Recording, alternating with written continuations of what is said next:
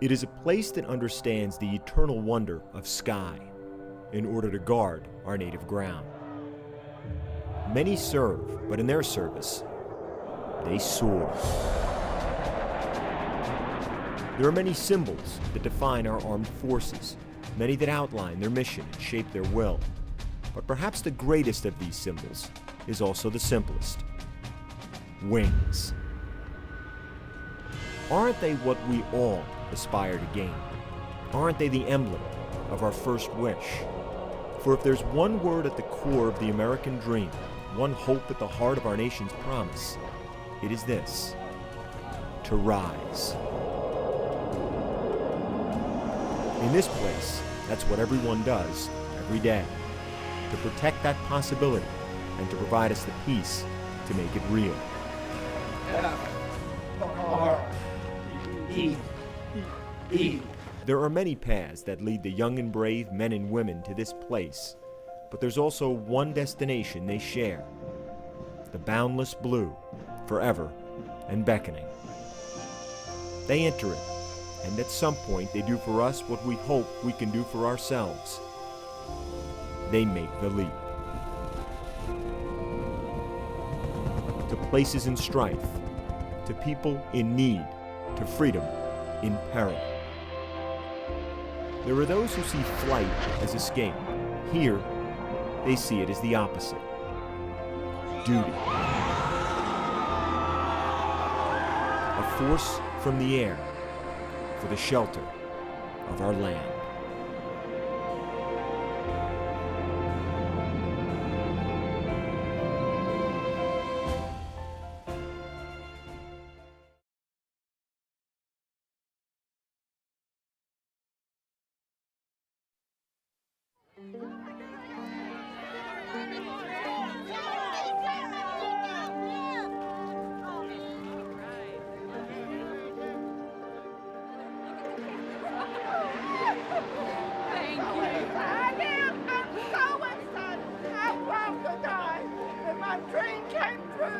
I got my picture made with him!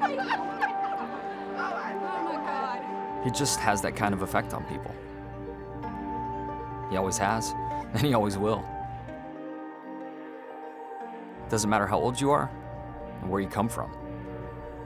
Whether you're a fan or a driver like me.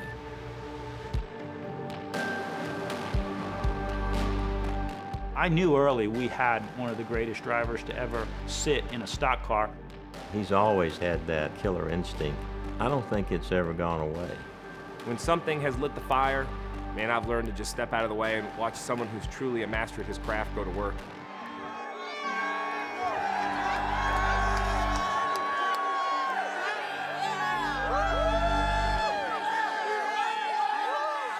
It's just never really about being good enough. It's about being the best. And that's what drives Jeff Gordon.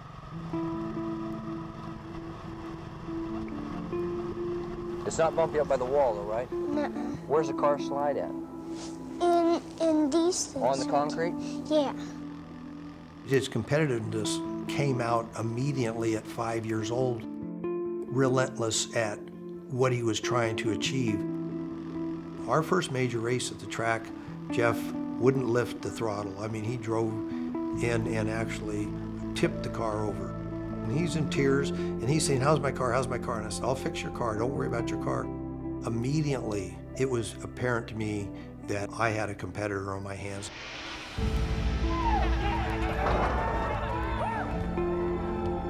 What were you doing in 1995? Because he was winning races.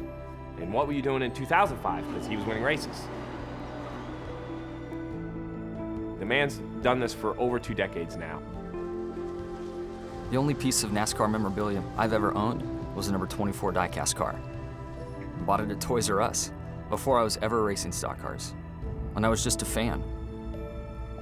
The reason I watched was because of him. I idolized him. The competitor I watched growing up was a guy who could live on the ragged edge and even intimidate people. Here comes Jeff Gordon to take the lead. Here comes Gordon right up to the bumper again. The bump and run. He knew exactly what to do, where to be, how to block. If he needed to put the bumper to you for a win, you could expect that from Jeff Gordon. In his career, he doesn't have a lot of second place finishes, because if you could get him to third, fourth, up in there, he was going to figure out a way to win. Unbeatable. They were just unbeatable. We had to race guys that were our heroes. We're talking about going head-to-head with Dale Earnhardt, the Intimidator. Dad always had a pretty physical side to him, but Jeff and Dad's battles, when they happened, there was always a lot of respect on the track. Tremendous champion and competitor, but he did it with the respect of everybody that he competed against and with. In 2002, Jeff changed my life in a moment. He saw enough to go to Rick Hendrick and to tell him I was the guy to put in the car. He saw whatever the heck it was and believed in me. There were times he didn't even realize he was teaching me, but I was just sitting there, absorbing it like a sponge. I knew that there would be a day that Jeff was going to make his decision. And he said, you know, I want to do something for the fans. But he said, I want to compete. I want to go out on top.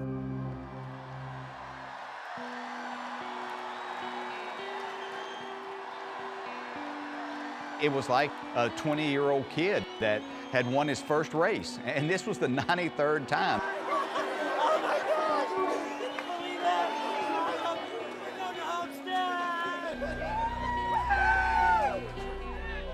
You were just seeing a guy really maybe celebrate his last win. He didn't want to leave anything on the table. He didn't want to walk away with any regrets. Thank you. Thank you. Appreciate everything, guys. Yeah, we did it, man. Thank you. So glad you're here. Yeah, thank you. It's so hard to express how thankful I am to Jeff Gordon. Even having those conversations with Jeff, it almost makes him uncomfortable. He's like, oh man, don't worry about it. You did your thing. I barely did anything at all. I want to carry on in that way. I don't know how it will feel when he's gone, but I know none of us will be the same.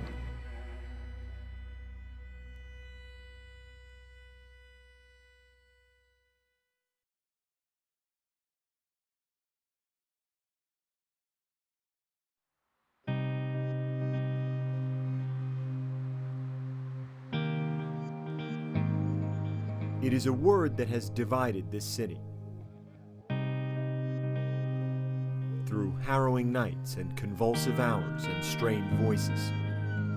It is a word that has enticed this city. Through thousands drawn together and voices lifted higher and hearts pushed faster. It is a word heavy yet fast, complex yet clear, difficult yet thrilling. And for a city that has filled the nation's headlines with the language of strife, it is the word of the day and the syllable of the hour. Race.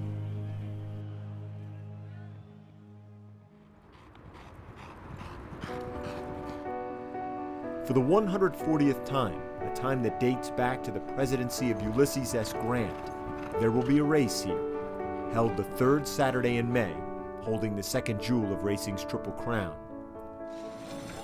The horses who will break from the gate will run where legends did before them. Man o' War and Seabiscuit, Secretariat and Seattle Slew, Smarty Jones and Big Brown. They come here to the enduring relic of Pimlico, the second oldest track in the country, and to the edge of a frayed city. To the Park Heights section of Baltimore on the northwest side of a place still seeking to heal. Park Heights is about 4 miles from where Freddie Gray was arrested. Gray's death, a week after the arrest, sparked wide protest and sporadic riots in the city and trained a light on the festering tensions and ancient divisions of our nation. Into that division, they come, without any agenda beyond the primal, to run, to strive, to win. And maybe for a moment in Baltimore, the only colors that will matter will be the light blue and yellow of American Pharoah silks, or the others chasing behind. When the gate opens, those colors will fly and blend. And then they will separate.